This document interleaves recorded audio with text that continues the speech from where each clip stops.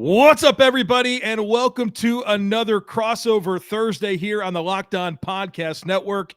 I'm Joe Marino, host of Locked On Bills, joined by John Butchko, the host of Locked On Jets, and we're going to get you ready for an AFC East showdown on Sunday with a little crossover discussion to really dive into this football game against two teams here that are having good seasons. So looking forward to this discussion today. But first of all, crossover Thursday is presented by our friends over at PrizePicks. PrizePicks is so much fun and it's easy to play. There's no competing with other players. It's just you versus the projections available. You pick 2 to 5 players, and if they score more or less than their PrizePicks projection, you can win up to 10 times your money on your entry. It can literally take less than 60 seconds to enter. It is that easy. We love PrizePicks, and we know that you will too. First-time users can receive a 100% instant deposit match up to $100 with promo code Locked On. That's PrizePicks.com, promo code Locked On.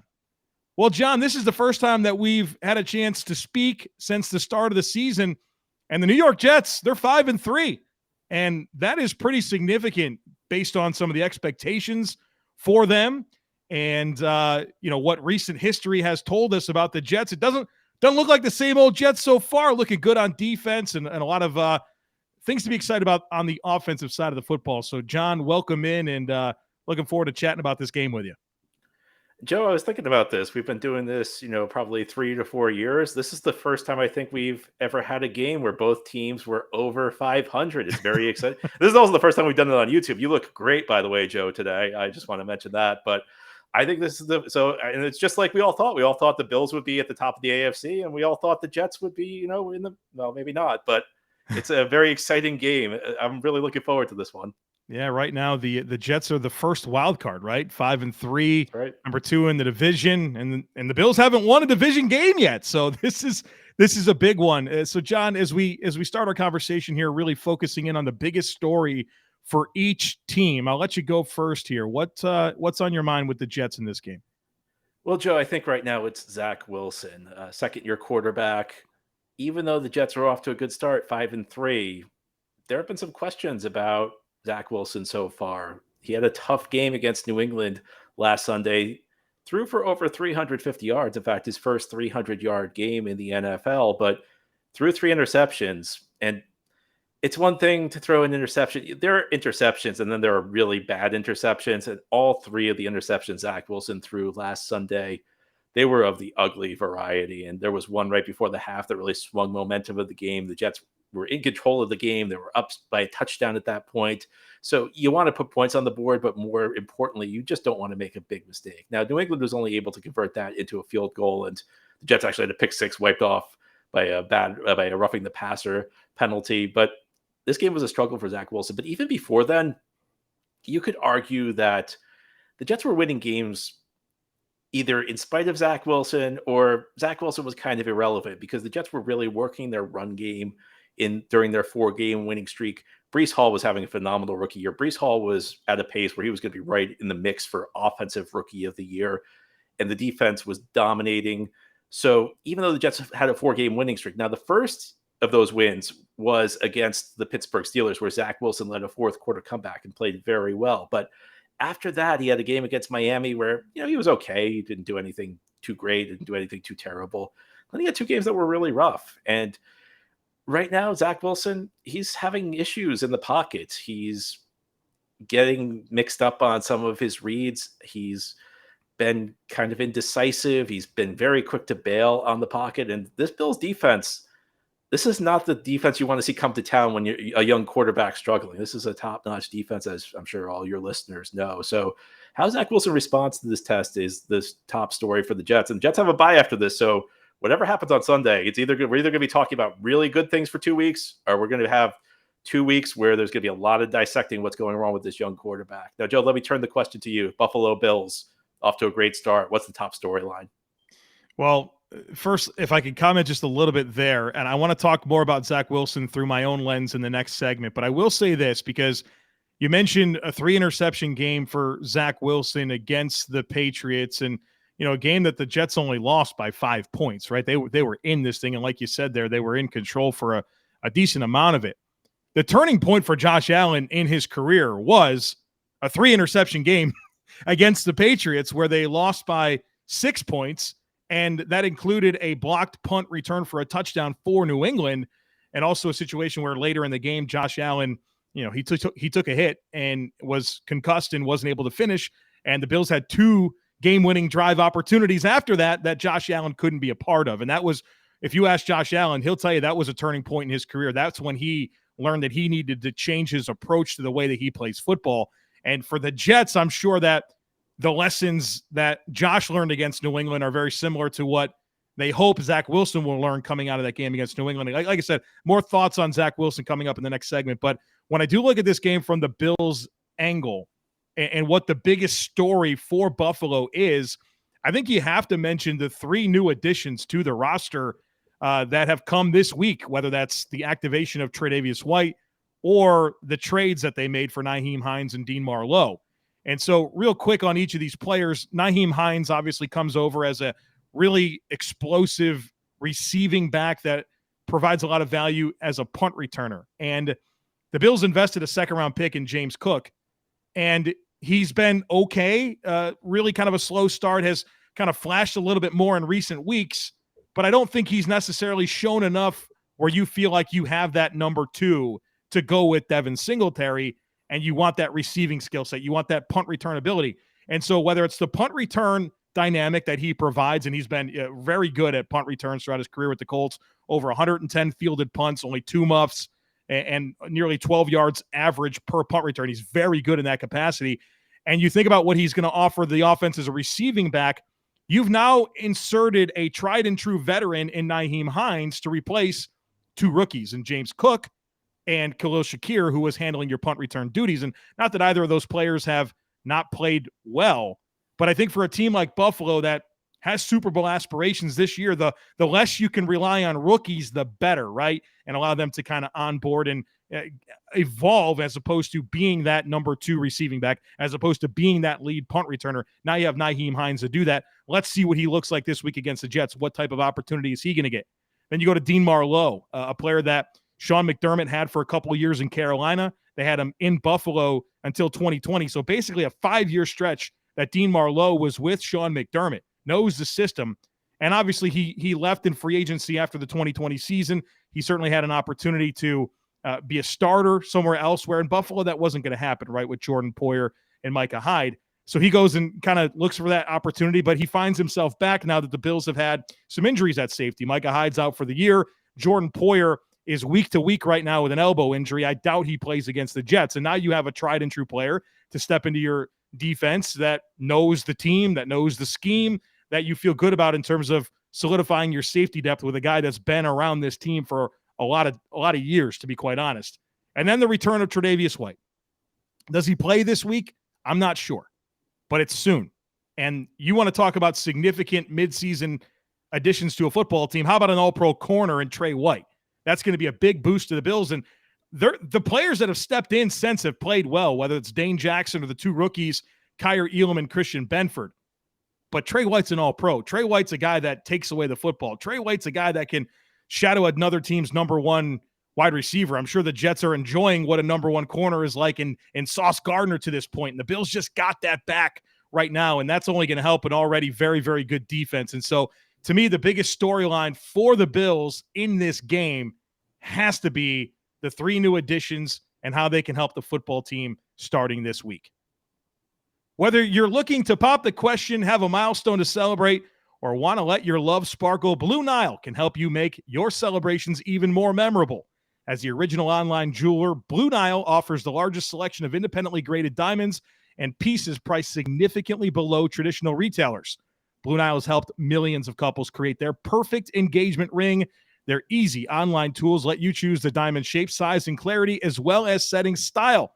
And maybe you're just looking for a piece of fine jewelry to commemorate or celebrate a special milestone, but you're having trouble choosing. Don't worry. Blue Nile has jewelry experts on hand 24/7 available via phone or chat to help you find a memorable gift at every budget. You can shop stress-free at Blue Nile, 100% satisfaction guarantee, and all orders are insured and shipped for free in discreet packaging.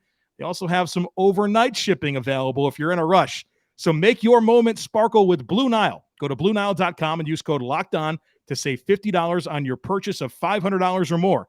That's BlueNile.com, code Locked On, to save $50 on your purchase of $500 or more. BlueNile.com, code Locked On.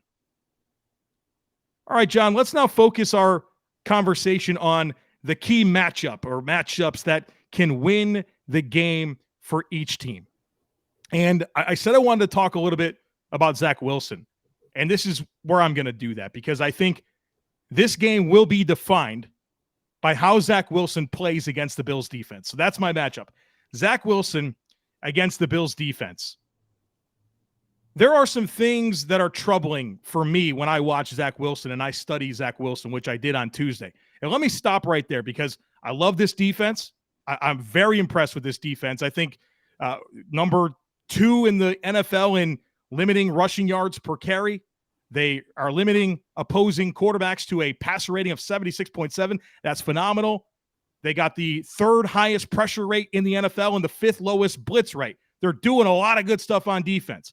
I like their weapons. I really do. Some elusive players that make me concerned as an opponent.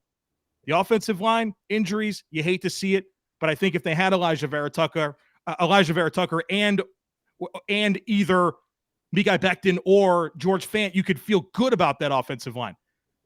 But this team is going to go as far as Zach Wilson can take them. And Zach Wilson has to make changes in the way he plays the game for that to happen. And I know that they're 4-1 with him as the starting quarterback this year, and that says something. And maybe you get nervous about what the alternatives can be. But Zach Wilson's got to run the system, John.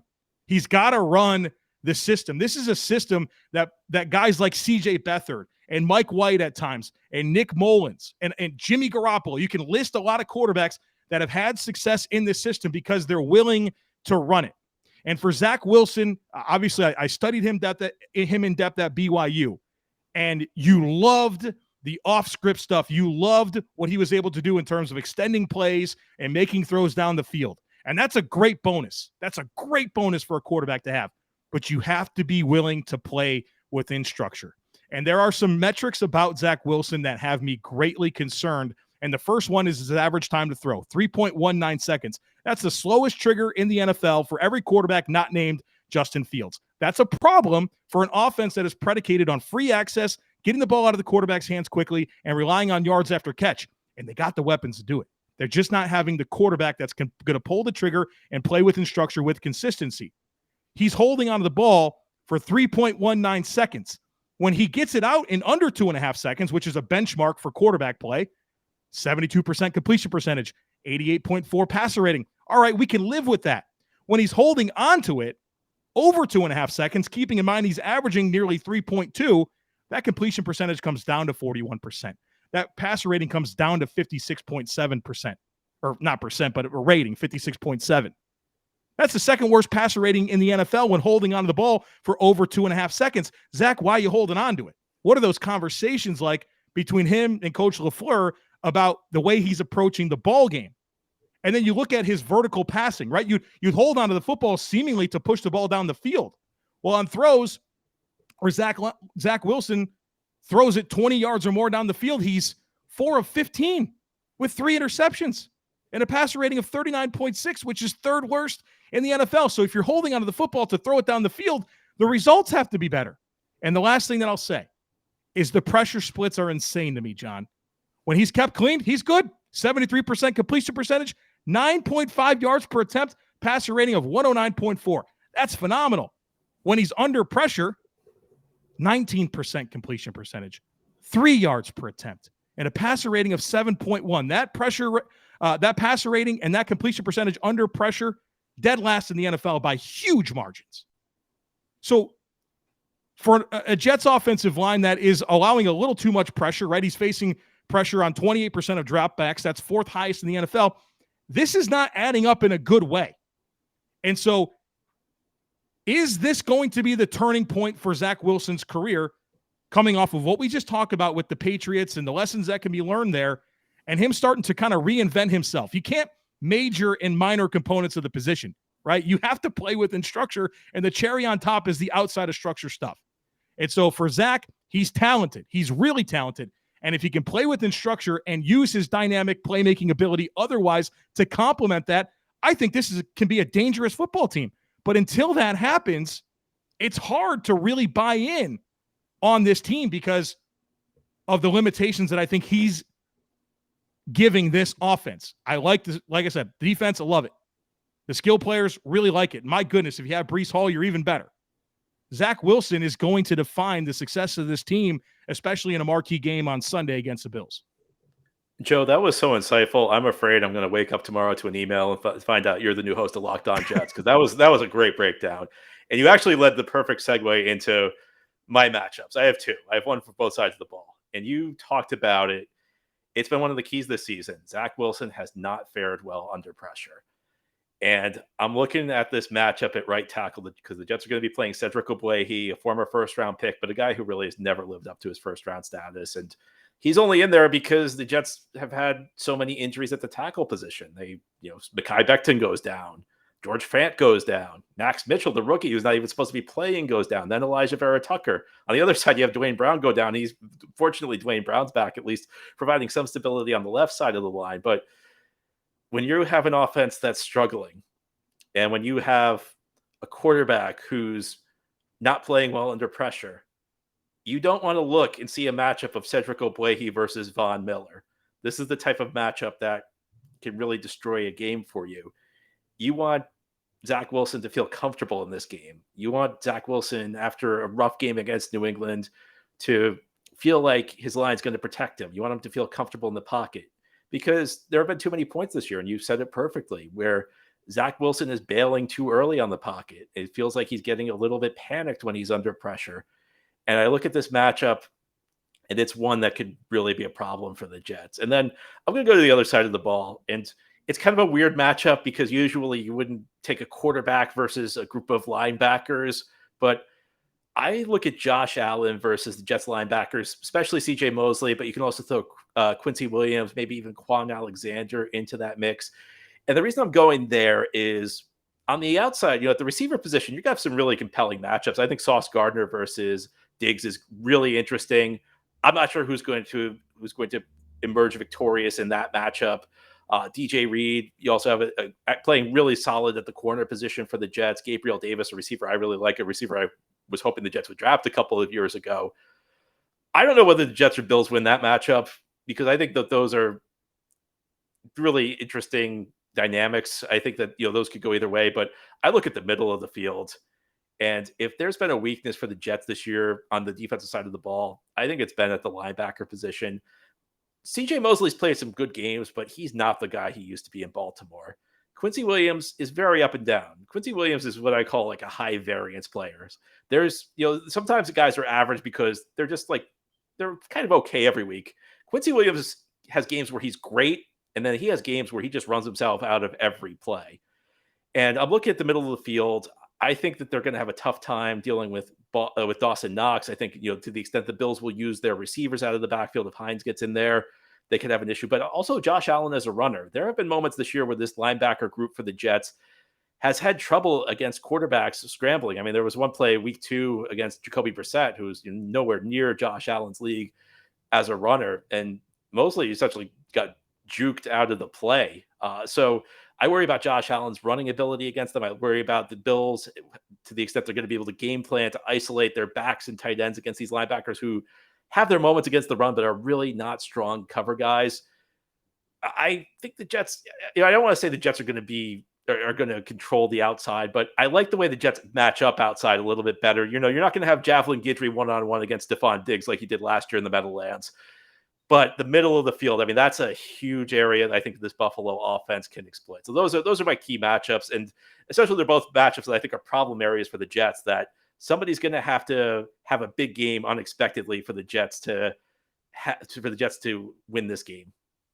John, we're 20 minutes into this conversation, and we haven't mentioned Quinnen Williams yet, and we have to, because this guy's absolutely broken out. I think he's right there. He's right there in the premier elite interior defensive lineman in the NFL. Quinnen Williams is in that conversation, and that's what the Jets envisioned when they picked him so high in the draft. But for Bills fans that maybe haven't watched the Jets much this year, Can you talk about the impact and problems that he presents for another team? Joe, it's funny because his first couple of years, you could not say he was bad.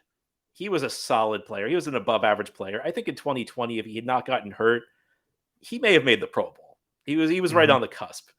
And I was like the king of Locked On Jets. I kept saying, because there were lots of Jets fans who were disappointed. They were expecting an all-pro guy. They were expecting a game-changing presence on the defensive line. Okay, maybe he's not going to get there, but he's still part of the solution. This year, he's broken out. This year, he's been completely unblockable. And we talked about the success this Jets defensive line is having. Going into the season, you knew they had a lot of talent. John Franklin Myers is a very good player. He plays both inside and outside. Carl Lawson, they got back, having a solid season. Sheldon Rankins, a guy they signed last year from New Orleans in free agency, did not have a great year last year, but has really bounced back this year. But Quinnen Williams has just been, he's been on, like I said, he's been unblockable. I mean, there was a game against Green Bay. He filled up the stat sheet in a way a defensive tackle usually doesn't. A couple of sacks, 3 quarterback hits, a couple tackles for loss. He even blocked a field goal in that game, Joe. He's been, I don't want to say Aaron Donald, but he's been maybe the half step below that this year. He's been, and I don't say that lightly. He has been out of this world good. He's been a guy who's just drawn attention. And I think what's really helped this Jets defense, and I'm going to mention another guy, is the way Sauce Gardner's played. Because when you get that type of play at the front of your defense, but then you also have the coverage skills of a Sauce Gardner who is not giving anything up in coverage so far this year. Now, Diggs is going to be a unique match. Diggs is going to be a tougher matchup than he's had the last couple of weeks. So, I don't want to be too boastful, because I think Stefon Diggs, could have a little bit of more success against Sauce than other receivers have had. But when you have, it's amazing like how just a couple of players completely change the dynamics of a defense, because you have a lot of the same pieces that were there a year ago, but Quinnen Williams has elevated his game, and him taking his game to that next level has elevated this Jets defense. And then you stick a cover guy like Sauce Gardner back there, and he can lock down the other team's best receiver. It's turned the Jets from one of the league's worst defenses into one of their best defenses. Yeah, it's been cool to watch Robert Saleh get that defense together. I knew he didn't forget how to coach defense overnight there with what happened. He just didn't have the horses, man. You know what's funny, Joe, is last year I heard everybody was complaining about the scheme. The scheme's bad. It's amazing how much better the scheme looks when you have players to run the scheme. It's Jimmy's and Joe's, not X's and O's, right? That's what we say in the scouting world. BetOnline.net is your number one source for football and the start of the new basketball season. You can find all the latest player developments, team matchups, news, podcasts, and in-depth analysis on every game. And as always, BetOnline remains your continued source for all sports wagering information with live betting and up-to-the-minute scores for every sport out there. It's the fastest and easiest way to check in on all your favorite games and events, including MLB, MMA, boxing, and golf. So head to the website today or use your mobile device to learn more. It's BetOnline, and it's where the game starts. So, John, they make us do predictions for the game. And so that's a new part of what we have to do in our crossover Thursday discussions. And so I don't mind. I'll give you my thoughts here on the result of this game first, and then we'll get to you. I've said everything I need to say about Zach Wilson, right? And is this the moment? Is this the game? Is this the get right game against a really good Bills defense? I don't think it's going to be. And I worry even more about an identity crisis for Zach Wilson, because like I said earlier, I can only imagine what the conversations are like, where it's a very clear ask of what the Jets want their quarterback to do. This is the Shanahan system, John. You realize how much Shanahan's system is out there. We know what they want to accomplish. And then I'm at the Senior Bowl this past year, and I'm watching, the Jets offense run an entire team down there. And it's very clear the principles of what they want their quarterback to do. And so, with Zach Wilson kind of being in an identity crisis as a player, I think, and I think there's some urgency for that getting twisted around. I don't know that this is going to be that game where it all comes together for him. That's a big ask against a really good Bills team. I think I don't need to sit here and give the Bills any flowers. I think we understand what they're capable of on both sides of the football. Now, the Jets defense is something to talk about here. Like I've mentioned, they're good. You've mentioned they're good. And we're talking about a top 6 defense in the league right now in terms of yards. They're top 10 in both pass defense and rush defense. And I think the bigger numbers are some that I've already mentioned here. The 3.8 yards per carry allowed, second best in the league. The passer rating of 76.7, that's phenomenal. the pressure rate, third best in the league, and they're getting pressure without having to blitz. I mean, there's some good stuff going on here, and we haven't even seen this team with, Jermaine Johnson yet, who's kind of been banged up and not really available, and I think that's going to make them even better. And obviously, Jordan Whitehead's a great addition. LaMarcus Joyner, those guys are stabilizing the safety position, which matters for this type of defense, which there's a lot of parallels schematically and structurally between the Bills and Jets and what they like to do defensively. I don't think it's going to be enough. I don't. I think the way the Bills played in the second half against Green Bay is going to really motivate this team, where it was a great first half. I think the Bills played phenomenal in the first half against Green Bay, and that certainly gave them the buffer that they needed to kind of cruise to a 10-point win.